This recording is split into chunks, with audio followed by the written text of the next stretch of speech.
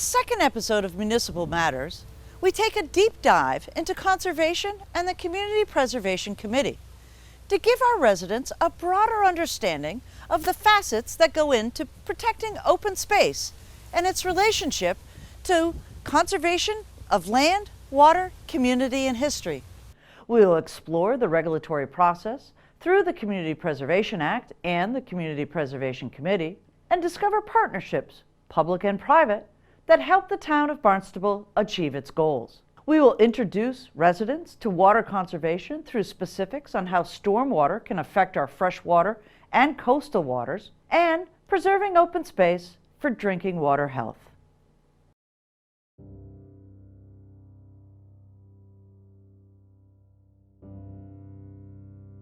It's just a great spot that's very heavily used.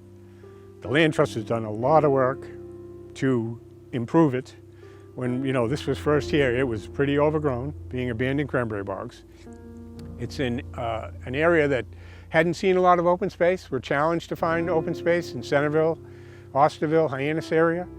So we thought that this one, with its unique resources, the stream running through, and the former bogs, that it would be a great spot to highlight. The Community Preservation Act was adopted in 2006 by the town of Barnstable, the voters, and it was a continuation of the Land Bank program, which had been started previously also by vote of the folks. Land Bank is a term that's used to set aside land, really. That's what it's talking about. Purchasing land for a variety of uses, recreation or open space, or perhaps even habitat protection or water supply protection. So it really just, the effort there was to put land aside for those purposes. The Community Preservation Act was a continuation of that program, but also included the ability to buy land specifically for recreation and ball fields, for community housing, and those types of programs, as well as historic preservation. Well, we can work in a number of ways. We can buy directly from a landowner, and we've done that in many cases. A lot of folks, when the building boom was going on, had family lands that they really wanted to see preserved, but they needed to take some income from that property, so we've bought land directly. We've bought land with the water districts to protect certain wellheads, and that requires negotiating with them back and forth. And we've also worked extensively with the Land Trust, Barnstable Land Trust, Orinda Wildlife Trust, those types of groups, where they bring their skills and partnerships to it, as well as additional funding many times, because they're much more adept at obtaining grant funds than the town is. So the partnerships change with every project. It really, oftentimes we have to sit down and say, okay, how are we going to handle this one? Land trusts, like Barnstable Land Trust, are generally private, nonprofit organizations that work to conserve land for open space, for habitat, to protect water quality, and to provide trails and places for people to go outside. And generally they're collaborative organizations. They work with towns and other partner nonprofits to help preserve our special places. Barnstable Land Trust has been around since 1983. It was founded during a real big development boom on Cape Cod in the 80s, when it looked like all of the remaining open spaces were going to become housing or commercial development. And a group of founders got together and said, how can we protect the places that make Cape Cod special and make Barnstable special? And so the town and the new nonprofit organization, which was totally volunteer at that point, Barnstable Land Trust, it was called Barnstable Conservation Foundation back then, started working and helping to develop tools like the Land Bank, which is a state program for towns to conserve land, a state public funding source, and then Community Preservation Act funding following that. And together, the town and Barnstable Land Trust and some other nonprofit organizations helped conserve about a quarter of the land area of the town of Barnstable. I think there's mostly opportunities to working with the municipality I know best, which is the town of Barnstable, and we have worked with them in a number of ways. So Often, because a land trust can be more flexible and act more quickly, we can negotiate for an agreement with a landowner and bring that property to the town and ask if they are interested in helping with the conservation of the property. And sometimes the town will say, yes, this is important for water quality protection, so the town would like to own it. And then Barnstable Land Trust will hold what's called a conservation restriction on it, which protects it forever. Sometimes the roles are reversed. The town will hold the conservation restriction, Barnstable Land Trust will own it. And we have a very strong working relationship with the town and a lot of different staff in the different departments. Another way we work together is leveraging funding. So the town has this wonderful pot of money called the Community Preservation Act funding, which is able to support open space projects, among other things. And so if Barnstable Land Trust proposes a project to the CPA, then we can come and say, your $150,000, for example, will leverage an $80,000 grant from the state and another $100,000 in private money that we will raise from private donors. So it really leverages a lot more funding and gives us a lot more capacity to protect land. The Community Preservation Act funding comes from a 3% surcharge on everyone's property tax. So after you get your bill, you'll see a 3% charge based on your value of your home, and that fund is added to the Community Preservation Fund every year. This was authorized by the state, and municipalities can opt into that program. Currently, there are 188 communities in the state that are in the Community Preservation Program, and Barnstable is one of the leaders in that program. You have to file your Community Preservation Act report every year, and you have certain criteria for the group that requires you to have an annual meeting of the committee to open it to the public to take input, and you also have to have a plan of how you're going to expend the funds going forward for the coming year. And the state, through the legislature, every year decides on a matching award for the entire program and all communities involved. Last year, I believe it was 33% match, and that's funded through the transfer fees at the Registry of Deeds. So depending on how the sales go for the year, they will match that fund. It's not permanent, and it's still up to the legislature to decide how often and how much they'll award to the individual towns. Barnstable is the only town that remains and has a rolling application period. We're not constrained by like several towns are, with town meeting twice a year. So we have an application system that's ongoing, and that allows us to take our projects on the short notice. If the land trust comes in with something that needs to be addressed right away because of a grant deadline or an anxious seller, we can react much more quickly than if we had to wait for town meeting. But we also work with town departments, the Department of Public Works and recreation departments, to bring their projects into us on a timely manner, and we work with them in the capital improvement program, so other matching funds are coming forward through that program. And we also, as I mentioned earlier, have inquiries from private citizens. Yeah, there's lots of opportunities. I mean, first of all, just helping people understand that they can donate their land or sell their land to a land trust, or protect it with a conservation restriction, which basically extinguishes the development rights on it, so it will never be developed. And I guess that's one thing I would add about what land trusts do is they protect land forever. So even when the land trust is gone, the land will be open space in perpetuity. So opportunities just in terms of having more people understand what a land trust does and how we can help people conserve their land. There's also opportunities to protect land that people don't think of necessarily as at risk, like golf courses and ball fields and maybe campgrounds that are privately owned or publicly owned but aren't protected and are really, really important community assets. So that's a really, really important opportunity for us to be a little more aware of.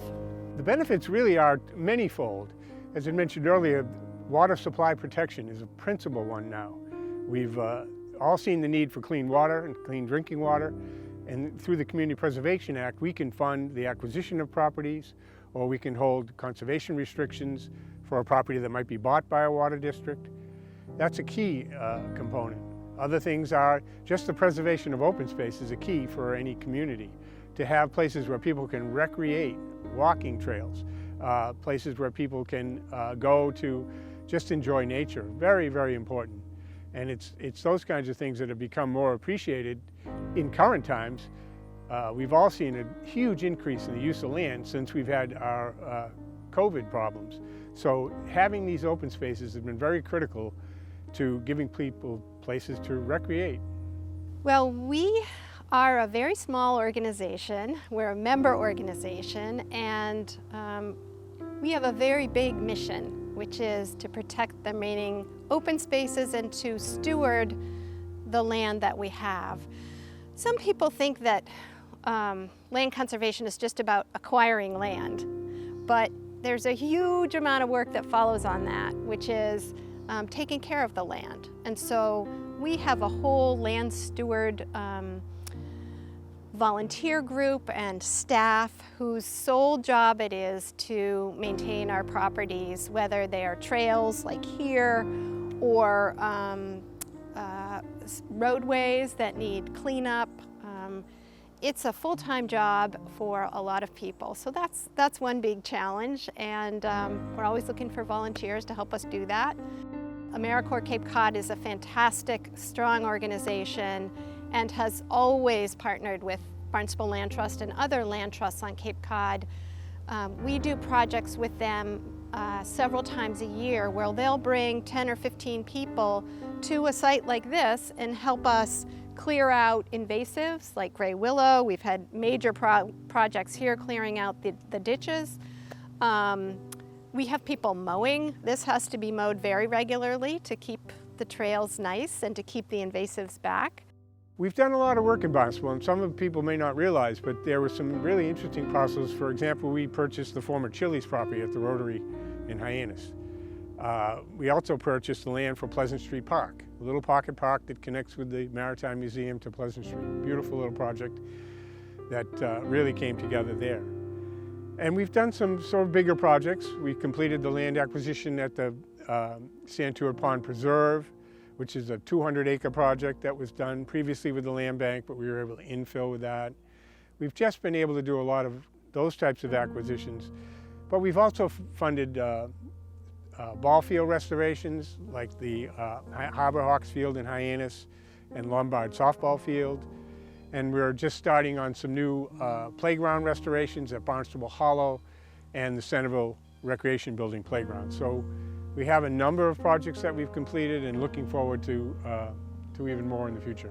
This is a hidden treasure that not a lot of people know about. So it's nice to be able to show people something they might not know about.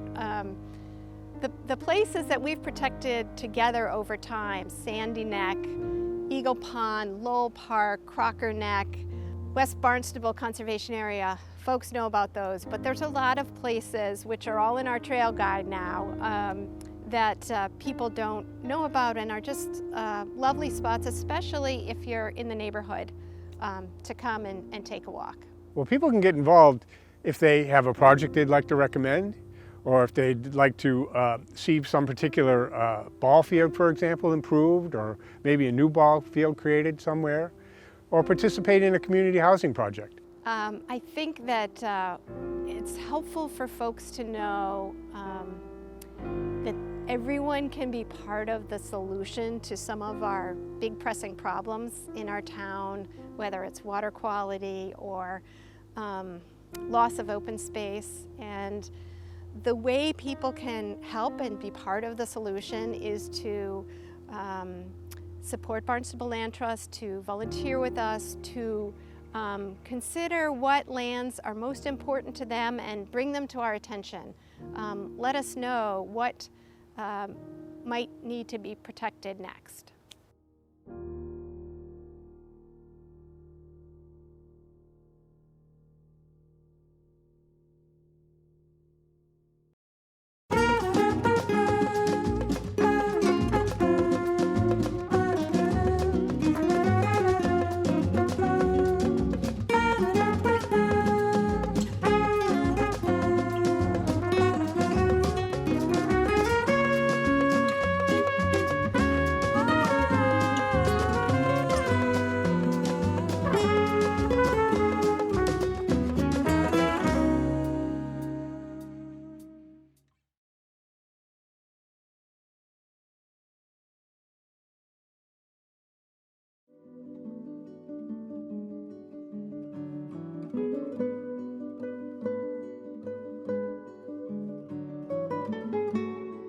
A rain garden is simply a garden in a depression. It captures stormwater, usually from roof runoff through a gutter system. And they're important for Cape Cod in helping us manage our stormwater to improve water quality. It allows the water to soak slowly into the ground instead of just being dumped somewhere or disposed of. The plants that are great for rain gardens are plants that can deal with an extreme of drought and rain, drought and moisture, and commonly, and we certainly promote native plants because they are very adapted to our soils and to the conditions here on Cape Cod. Libraries are a source of information for the communities, and we try to educate people on like a vast array of different subjects. And one of the things we really focus on these days is on environmental programming, environmental education. We do a lot of programs on native plants, on sustainable gardening, sustainable agriculture, to try to spread the word of the different things you can do in your yard that will either A, be good for the environment you live in, the ecosystem you live in, things that will support local flora, fauna, insects, birds, etc. And the reason why I went with a rain garden is because it's another way to teach people about water conservation, about how you can essentially garden but also be doing a good thing for your community where you're conserving water this way. And it also shows you an alternate. You know, most people think like Cape Cod, hydrangeas, big lawn, and that's one way to do it, but another way is through rain gardens, is through edible, sustainable landscapes, mostly perennial plants and flowers. So it's kind of like a very, how do I want to phrase it, a very immediate way of teaching this. A rain garden, again, helps capture stormwater and cleanse that water of any impurities that it may have picked up as it comes off of a roof or off of a parking lot, and allows those impurities to be cleansed in the soil through nature's function, through the root systems of the plants and the microbes in the soil that help break down excess nutrients and fine pollutants. Rain gardens planted with native plants don't need fertilizers. Fertilizers are a problem with our water quality here on Cape Cod. It can be stormwater and fertilizer are attributed with 15 to 20% of our pollution, our nutrient pollution issues here on Cape Cod, depending on the watershed. And so rain gardens are just a great way to showcase native plants and to understand that nature's function, if we allow nature to help us, we can clean our groundwater in a way that is beneficial to all of us. Yes, our plants take up nitrogen through their roots, through the relationship they have with the soil microbes that help break down the nitrogen and allow the plant to easily take it up. So plants do a great service to us by helping absorb nitrogen. Our rain garden here at the library, the Sturgis Library, is currently getting temporary drip irrigation until the plants are established. Because a rain garden is like any garden. It needs care, and it may very well need to be watered. We hope that once the plants are established in the first or second growing season, it'll be carefree as far as rain or as far as watering goes. So a rain garden still needs care, it still needs weeding. At some point we hope the plants grow together and the amount of weeding will be limited, but it needs care in the beginning. It's still a garden. So, I mean, it engages library patrons in many ways, right? This rain garden is located directly next to our parking lot on one of the paths that's frequently traveled to coming into the building. So people walk by and they pause and they look at it and they're saying, like, oh, cool, that's new. It used to be a giant stretch of hosta that was kind of growing out of control. So it was kind of all over the place. And now we have this very beautifully designed garden. There's also this awesome heron hanging out in it, so people like that very much. But ideally, it engages patrons because it provides like a physical example that they can see, right? It's one thing to read about something in a book or to see it in a movie. It's another thing to actually experience it in real life. So in the coming months, we're gonna have little signs that are gonna be made that will tell you like what species this is, the common name and the Latin name, yeah.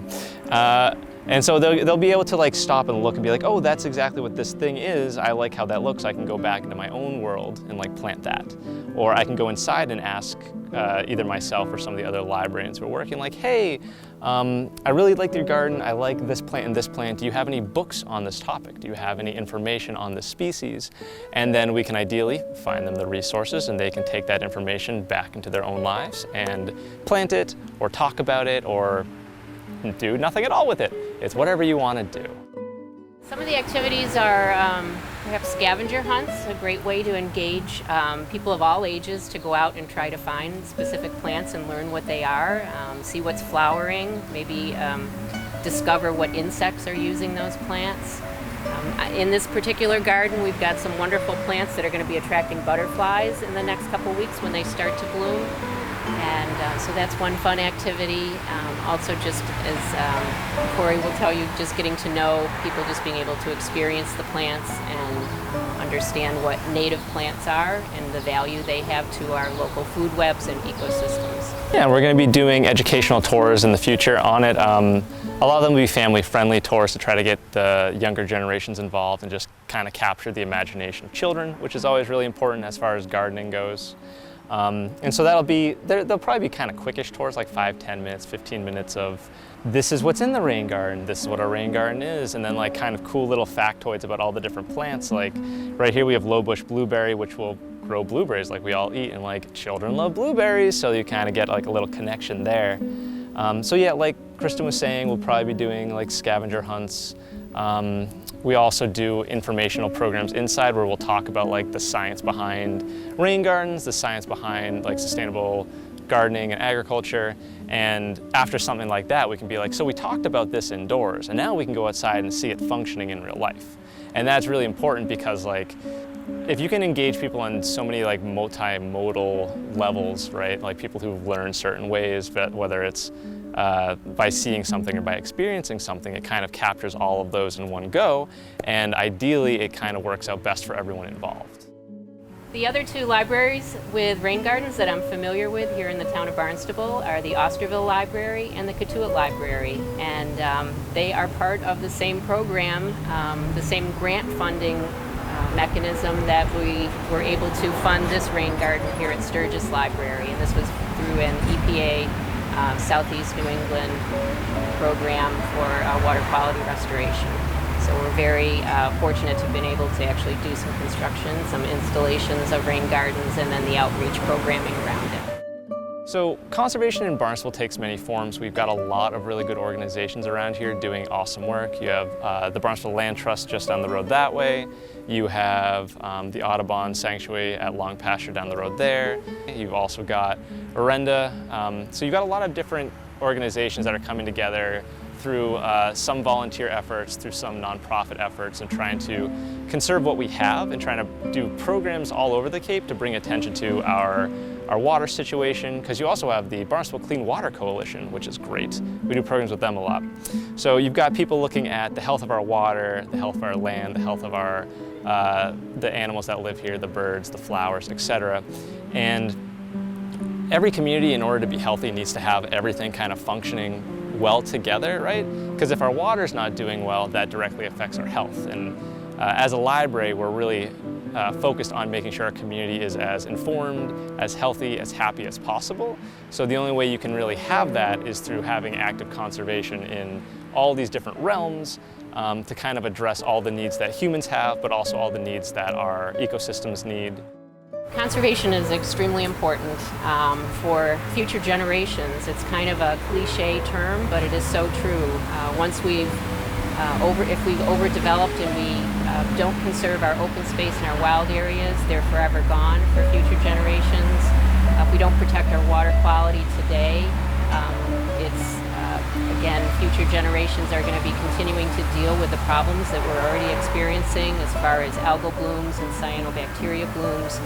We really need to protect our water quality through addressing wastewater, avoiding fertilizer use, and addressing stormwater.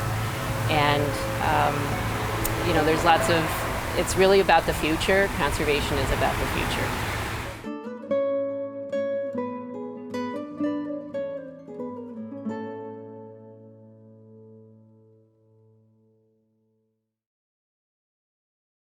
How we manage stormwater is important to protecting our most precious resource, water. Cape Cod's groundwater and sole source aquifer is replenished by rain and snow that soaks into the ground. This precipitation recharges our drinking water, fills our ponds, and flushes through our coastal waterways. With a disrupted climate, we can expect more frequent and higher intensity storms that overwhelm stormwater systems. Buildings and impervious pavement prevent the recharge of our aquifer, and poorly managed stormwater is one of the factors that contribute to ailing water quality in our ponds and embayments. Whenever possible, it's important that rainwater be allowed to slowly soak into the ground where it falls, and your property is part of the solution. Here's what you can do. Keep water on your property. Don't direct water into the street where it will contribute to the stormwater problem on roadways. Minimize hard impervious surfaces. When hard surfaces are necessary for driveway or patio, instead of traditional asphalt, use permeable applications like porous pavers, permeable concrete, or porous pave. Reduce lawn area in favor of diverse native plantings, which have better ability to absorb rainwater than lawns. Lawns typically have shallow root systems and compacted soils, causing rainwater to sheet off. Avoid using pesticides and fertilizers on your landscape. The water soaking into the ground will be cleaner for it. Plant trees. The canopy of trees helps reduce the velocity of rain, slowing it down so it can slowly absorb into the ground. Incorporate a rain garden into your landscape. A rain garden is a garden within a depression that can be designed to capture water from a gutter downspout. Deep-rooted native plants help water filter slowly into the ground, can support pollinators, and also be an attractive landscape feature. Leave the leaves. When you can, leave the leaves. They are nature's mulch. Rewild your yard. Allow some parts of your yard to become naturalized. Landscapes that consist of more plants and more wild areas help water soak in. Capture rainwater. If you have gutters, rain barrels are a great way to capture rainwater, and your garden will love it. Managing water on our own properties will help sustain Cape Cod's aquifer and protect water quality in our freshwater ponds and coastal embayments.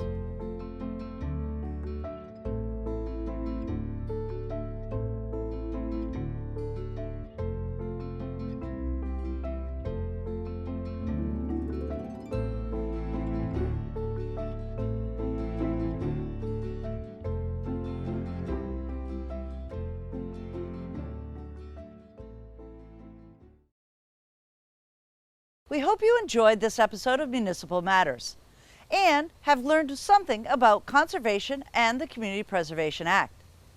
We've laid the foundation for the next episode, recreation, the trails, the facilities, and the places you can go for recreation here in the town of Barnstable. I'm Paula Hersey. Thank you for watching.